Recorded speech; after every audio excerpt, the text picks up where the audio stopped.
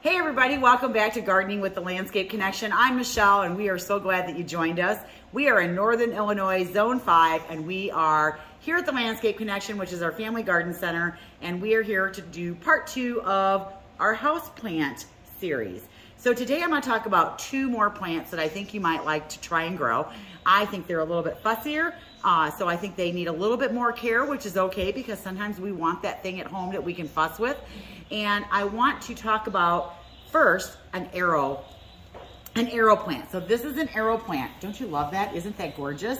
So look at those leaves, and they're shaped like arrow, especially when they're young. And as they age and get older, they can actually lobe out into 3 and 5 lobes. But as a young leaf and a young plant, the leaves are always arrow shaped, and these come out of Central and South America. So what's really cool about these is they are a vining plant. So as you can see here, I have this one growing up this pole here, but you can certainly grow it up other things as well. I like the poles because it's pretty easy, but you could actually put a little trellis in there. Now, I wouldn't recommend growing this vine along your furniture or things like that, just because it can damage, the vines and stuff can damage that. But what I love about this plant is that it is fairly easy to grow, even though there are a few more guidelines to follow when you're growing it. So one of the things you want to make sure you do with this plant is it does want indirect bright light. So an east window is great, but again, it doesn't want to be right up on that window if the pane is cold. It never wants to sit where it's drafty. So that's hot and cold. So don't put it by a register vent. Don't put it by drafty windows or drafty doors or where you're coming in and out all the time. It absolutely hates that. The other thing is it wants to dry out in between waterings, but not completely. So what does that mean? It really wants to dry out about 2/3 of the way down, and then it wants you to water it, kind of like a succulent. It wants to be soaked and watered, and then you're probably gonna wait 10 to 14 days before you water it again. Now, it's really hard to stick your finger in the soil when you're trying to get 2/3 of the way down. So one of the things that I recommend you get if you have a plant like this is a moisture meter, because you can stick this down in the soil. Typically when this reads 2 or 3, that's when you're gonna want to go ahead and water it. This is also one that wants to be fertilized in the summer. It wants to be fertilized in the winter, but I would drop the fertilizer down to half strength. It wants a nice balanced fertilizer like a 10-10-10, and I would recommend an indoor plant food versus just a general fertilizer. They seem to do better with that. The other thing is they're fairly quick growing, especially because you're feeding them all year long. So you might have to transplant these a little bit more often. The other thing you want to make sure that you're watching for on these is if the leaf starts to curl on it, typically that's telling you that it's not getting enough humidity. And they do want a higher humidity level in your home. And in the winter, sometimes that's hard to create. So how do I do that? Well, one of the things I can do is I can certainly mist it. So they do like to be misted. And so that's a great practice to have. Give it a little mist every day. The other thing that you can do is put it by other houseplants. That will also help increase the humidity, and or you can try a pebble tray. So this is a pebble tray here. I've just taken one of those plastic trays. I've lined it with fish gravel because I like to have pretty gravel in there. And you can go like to the Dollar Tree. They have those polished rocks that you can buy for like $1.25. So that's another great thing, inexpensive to put down in the bottom of the tray. And then you're gonna put your plant right down on top of it. And that helps create some humidity as well. So this is the arrow plant. It's easy to grow, but takes a little bit more work to pay attention to it. It's not a get it and forget it. It's not that kind of plant. It needs a little more love. Okay, so the next one that we're gonna talk about is a Schefflera. Now this is a Schefflera, and this is a fairly young one. It's absolutely gorgeous. It's kind of called an umbrella tree too. That's what people will call it because of the shape of its leaves, kind of look like an umbrella. And when they're young, they're spaced out, but then as they get bigger and they age, see how they start to get more close together because the leaves are getting bigger. Now again, this plant needs a little bit more care in that it just wants you to pay a little more attention to it. One of the things with this one is it does want to be watered, again, 2/3 of the way down after it dries out. They're kind of similar as far as what care they need. The Schefflera and the arrow plant both have kind of the same thing going on. So they're kind of a great pair to get together. Plus they look so different that you have this nice textural difference between the two. It gives you 2 really interesting looking plants. This one, again, the only big difference is it wants to be fertilized all year long. And I usually do that about once a month. And again, you want to let it dry out in between waterings. And the other thing that I will do with this one is it wants really good drainage. It doesn't want to sit in a tray of water. It wants to make sure that it doesn't have wet feet. It wants to have that thorough soaking when you do water it. And so it's not a bad idea when you're planting this one to use cactus soil or to cut your soil with some sand. Now, word of caution when you're cutting soil with sand is that you want to make sure you use what we call contractor sand or sand from a quarry and not playground sand. Playground sand is that kind that comes in the bag and you use it for your kids in the sandbox and whatnot, but it's not washed, and so therefore it has salt in it. Whereas contractor sand that comes out of a quarry, and you can find torpedo sand or leveling sand at a box store, that sand is going to have been washed and all that salt will be gone. Or you can just go get yourself a bag of cactus soil and skip the sand part altogether and then make it easy on yourself. So this is my other one here. And again, this one doesn't want to sit where there's a draft, east window, indirect bright light. This one can actually get up to 8 feet and it is a fairly fast grower. So it's going to grow 3 or 4 inches a year, maybe more, because you're feeding it all the time. And if you let it dry out about 2/3 of the way down and keep it watered and don't stress it out, it will grow fairly quickly. The other thing is these are both plants that can go outside in the summer. So once it hits about 50 degrees outside, this one, the Houseplant, can actually take down to 40 without any damage. I usually wait until it's 50 degrees both day and night, and then I start to bring them out a little bit and then bring them in. I'll do that for 2 or 3 days, and then mine hit the patio outside, and outside my patio is protected, so it's got good, great bright light, but it's not in direct sunlight, because both of these will have leaf scorch if you try to do that. So 2 more plants that you can add to your list of plants you want to get and try is the Houseplant and the arrow plant.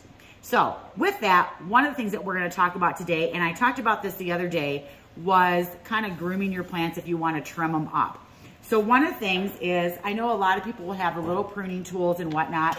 I think a good pair of scissors works as well. You can designate a pair of scissors, or you can just go get your scissors from the house. But one of the things you want to do if you don't have a designated pair, or even if you do, is you do want to clean your blades with alcohol from plant to plant. So that way, if you do have some kind of issue with this plant, you're not moving it to the next one. So one of the things that you can do with the Houseplant is if you want to control its growth, or you want it to maybe bush out a little bit more, is you can come in and you can trim some of the leaves in here. And when you get to a multiple stem, kind of like this one here has a multiple stem. So as you can see here, I've got multiple, I don't know if you can see, but right here I've got multiple stems coming out, and I can cut right down to the base of this one, and it'll create a bushier grow point in this area. For the most part, Houseplantas don't need a lot of trimming, but if you wanted to shape it up, you could certainly go in there and do some pruning to kind of give it a consistent shape. If you are kind of a control freak and you need to have it like in a specific shape, you could go in there and do that. All right, the other one that you can prune up is the arrow plant. And because this is a vining plant and it is very quick to grow, especially because you're fertilizing it every single month, half strength in the winter, full strength in the summer, you might want to control the size of this. So you can just trim the trundles off. It'll stay bushy up to 10 to 12 inches, and then it'll start to trail. And it can trail a good 4 to 6 feet. So probably 6 to 8 feet would probably be more realistic. And this one will grow up, but it'll also grow out. So you can have this trailing on a plant stand, coming down. You could put it in a different kind of pot, like a hanging basket, and have it hanging as well. You do not have to have it on the pole. You can certainly grow it without that. So you can trim these right up. Just make sure that you're using tools that you've cleaned with alcohol so that you're not moving one problem from one plant to another.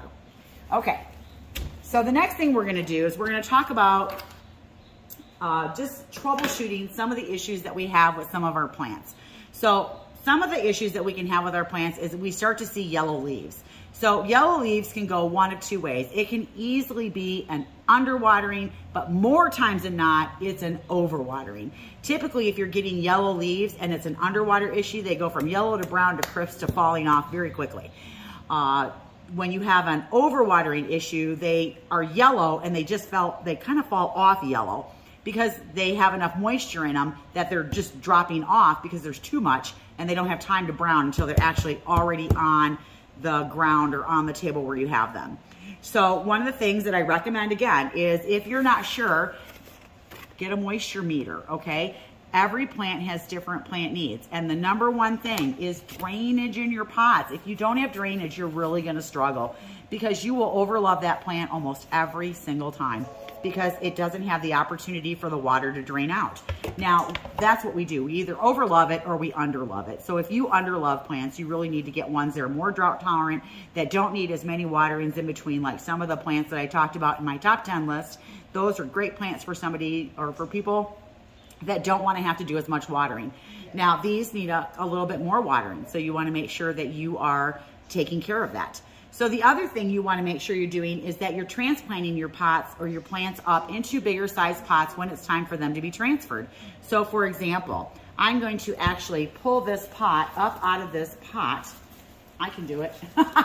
And or when you buy your pots at the nursery, more times than not, they come in these black pots just like this.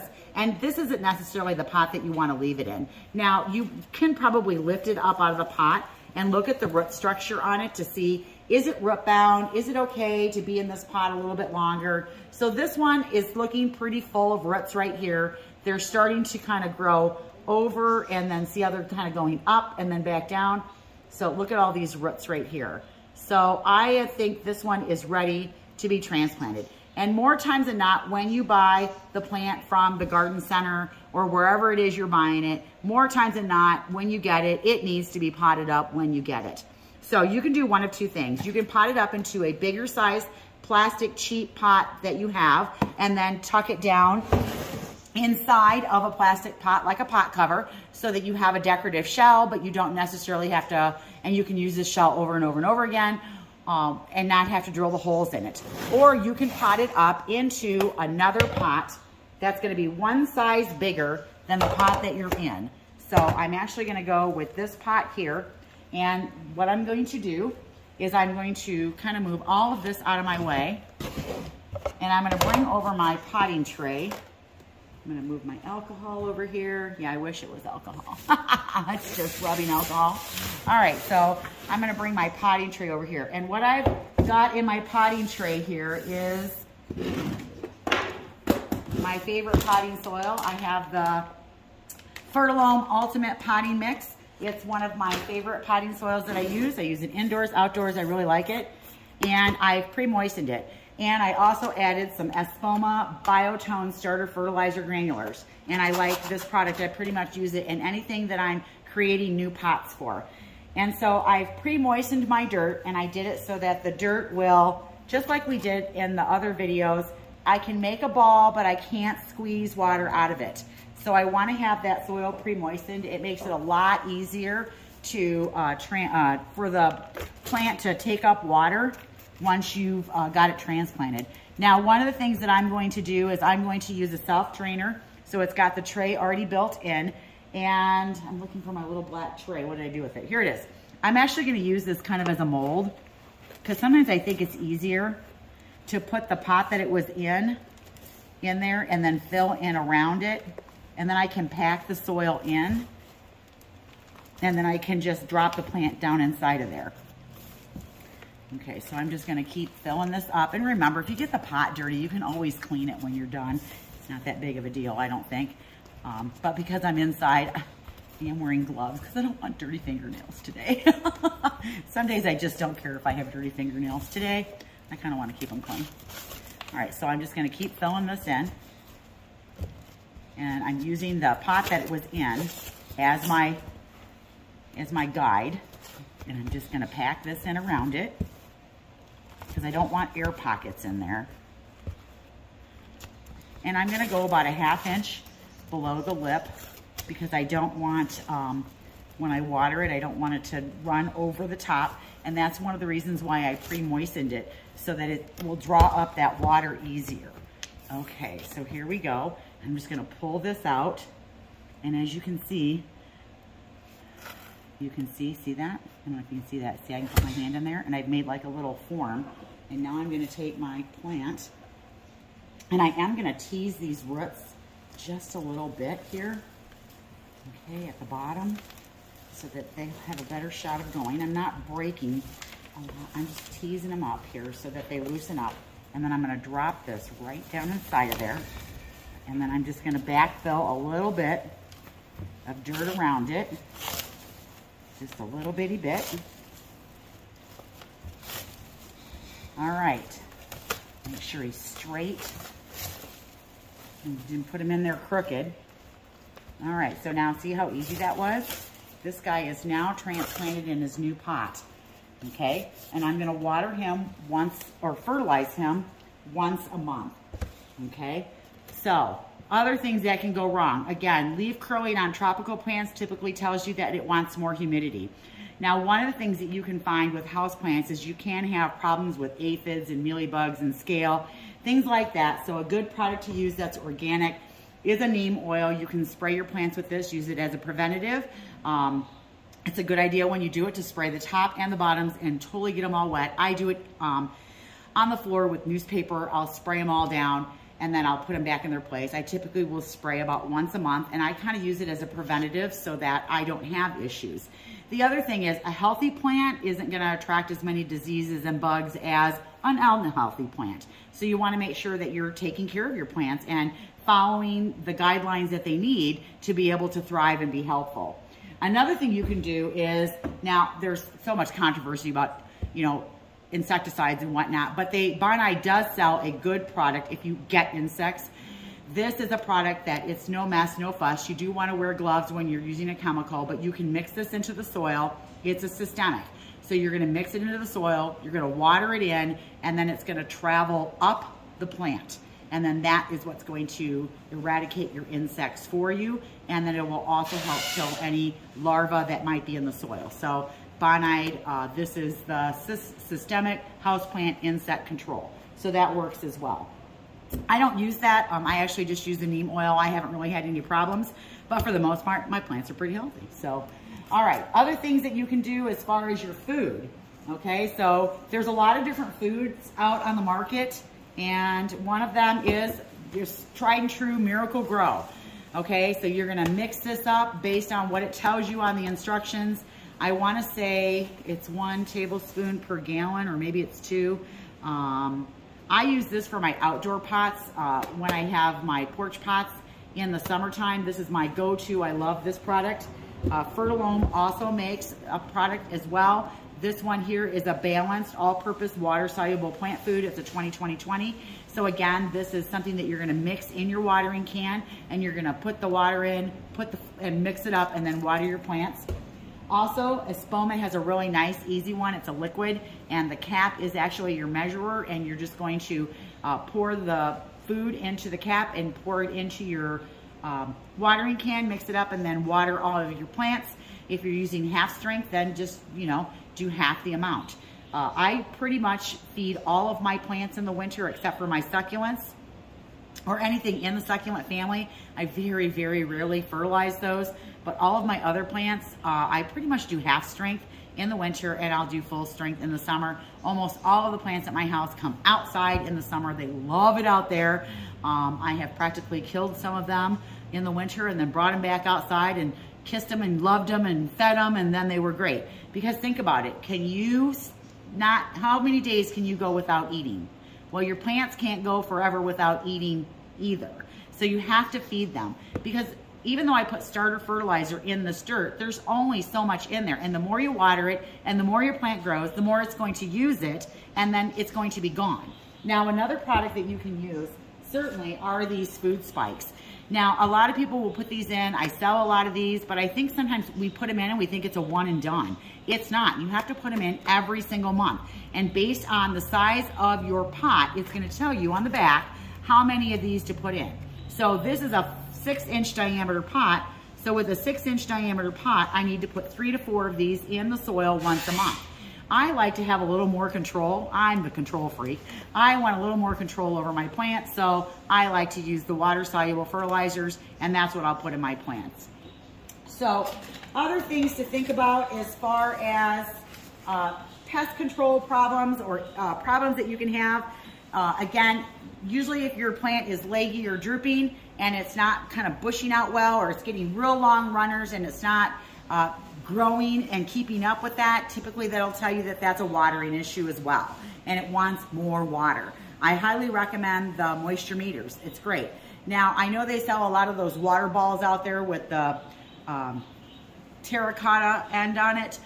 You want to make sure that if you're using products like that, it's for the appropriate plant. It's not for every plant. Every plant doesn't want to be wet all the time. So you want to make sure if you're getting those, which I think they're great tools to use, they're going in the right plants.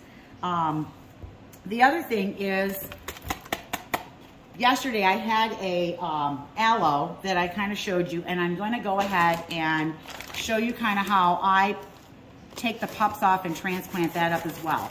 Now, aloe is a succulent, and I'm going to add some more of this Furloam Ultimate soil here. I'm not going to add any Biotone starter fertilizer to it, but I am going to cut it with sand. You can use a cactus mix. Furloam absolutely has a great cactus mix, but in a pinch, let's say you don't have a bag and you need to get something potted up. I'm just going to mix this in with some sand. About a 50-50 mix, and you can see that sand in there. I gotta go get my watering can. And I'm still going to pre-moisten this soil. Okay, so I'm still gonna add this water to here, and I'm still gonna pre-moisten. Sand is going to allow the water to drain out of your pot a lot faster than if it wasn't in there. Now, if you don't have sand, you could use perlite as well. That is also something that will allow that to drain out faster. So what I'm going to do is I'm going to take this one here, and I'm going to pull all of these. I'm actually just going to kind of dump it out, and then I'm going to pull all of these pups off of here. And I still have my big main one, but I'm going to take all of these pups off of here, okay? And sometimes you get this bottom branch like this that wants to droop. And so if I let that form a little scar right there, that'll take 3 or 4 days, then I can put it in some rooting powder, and I can put this in soil by itself, and this will also grow an aloe plant. All right, so I'm just kind of breaking up some of the soil on this, okay? So this is my main one here, and then I ended up with 1, I got this little baby, 2, 3, 4, 5, 6, 7, 8. So I have 8 pups here, and what I'm going to do is I'm going to actually transplant them, and I have to add a little dirt to this, or water to this dirt that I just dumped in them from the pot, because it's not wet at all. And I let that dry out because it is easier to pull them apart when the dirt is dry. Okay, so now what I'm going to do is I'm going to use terracotta, because I think terracotta works better with succulents, because it does help wick the moisture out of the soil. And what I'm going to do is I'm just going to kind of put that in there, and then I just kind of take my finger and make a hole, and then I'm going to take this aloe plant and I'm going to put it right down in there, and then I'm just going to tamp that down a little bit, maybe backfill just a little bit. Okay, then it's going to sit in this pot, and we're going to put it in a nice sunny spot, because aloe wants that nice sunny spot. And I've already pre-moistened the soil, so it's going to be able to drink. I probably won't water this again for 10 to 12 days, and then I'll go check it, and then it'll take it about maybe 30 days to start rooting. And how do you know? You can give it a tug, and if it pull, if it's, see, I can pull that out really super easy. But once it starts to root, if you give it a tug, it should stay right in its little spot right there. So this one is done, and then I'm just going to go ahead and repeat that process with all of my little aloes here. Okay, and so again, I'm just going to make a little hole. I'm going to drop my aloe down in there and then tamp that soil down. See, and I'm all done. Super easy to do. And then I'm going to get another one, and I'm taking my bigger ones here and putting them in the larger terracotta pots. But as you can see, I'm not going into a pot that's 10 times bigger than the one that I'm in. My mom always had aloe vera on the windowsill when I was a kid. It was one of those things. Every time I think of aloe vera, I think of my mom, because she always had it, and she would always go get it and break that stem off if we had a sunburn or if we had a burn or something. She was always like slathering that aloe all over us. Okay, and so this one here, it's a smaller one. I put it in a smaller terracotta. Now you can certainly put these in little small plastic pots as well. Save them that you got from the nursery. Maybe something else was in it. I'm actually going to put all of these into terracotta. I like terracotta for my succulents. And again, even this big, I can still put it in this little pot. because I'll probably sell these faster than I can pot them up into the next size up. All right, and so even a little baby one like this, okay? I have this little bitty baby one. Even that one can go in here as well. And if you want to put two together, the two little babies, I have this one here. Oh, and I just broke the little stem off. There's one. And again, if you break the stem off, don't just shove it in there like this. It's got to have roots already. If you broke it off, you need to let it heal and get that little scar on there. So I'm putting that in a little pile over here, because if you don't, it'll just rot in there. So that's why you don't want to put those in there if they don't have the little scar. Okay, so see this one here, I'm gonna put these two little ones in here together, and they will root. See, there's my two little ones. Okay, and then I'm gonna finish off with this one here. And I need to kind of have a bigger hole because he's really got some good roots on him. All right, there we go. And then I can clean this up with a paintbrush. I could take a little paintbrush and get in there and clean in between. But it's totally fine if there's a little bit of dirt in there.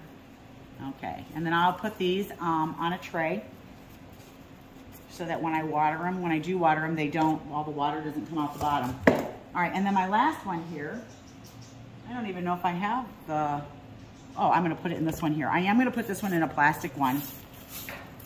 And one of the things that I like to do as well is if I am repotting my collection, I will buy pots that all match or color schemes that match, because I like to put my plants kind of all together.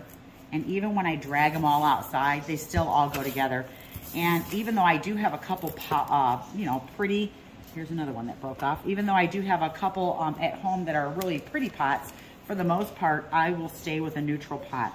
And I think this one, I think I want to get a little deeper. Oh, look, see, if they fall off, I just put them to the side. I need to get him in here a little deeper. There we go. He'll be a lot happier. I'm going to actually take this one off too, because it's drooping. So I'm just going to kind of pull that. I just kind of peeled it right off. Okay. I'm going to get you right down in there. All right, there we go. So he's now down in there. And I'm going to backfill this one. I almost think I want to get a bigger pot, but I think once this one roots, it'll be fine. I don't want to go into too big of a pot. All right, so he's ready as well. And then the other thing that you can do is you can put rocks on the top, you can put moss on the top. It doesn't really do anything, but it will look prettier than just the dirt. And then I'll clean off the outside of the pot. All right, so this guy will have to sit, you know, for a good month or so that it can root. All right, so let me get this out of the way. Okay, and here is my, see, here's my little aloe collection here. Look at all those little aloes I got. Oh, look at that. All kinds of aloes. So I ended up getting 1, 2, 3, 4, 5, 6, 7, 8. And then I'm gonna end up also with 9, 10, 11. Well, I don't know if I'm gonna keep this one because it's all bent. But I am gonna pot up 1, 2, 3. I am gonna pot up these 4 once they scar over. So I'm just gonna take these and I'm gonna put them in a pot. And I've forgotten about them for days and days, well, weeks and weeks really, and I've still been able to pot them up. So I hope that was helpful. I know that that was a lot of information, but I know it's some of the #1 questions that I get asked when people come in. So I wanted to kind of talk about those, give you 2 more houseplants that maybe were a little more care to grow, and then show you how to transplant and what to do with that. So thank you so much for watching. I'm Michelle with the Landscape Connection. We hope to see you at the next video, and have a great day. Bye now.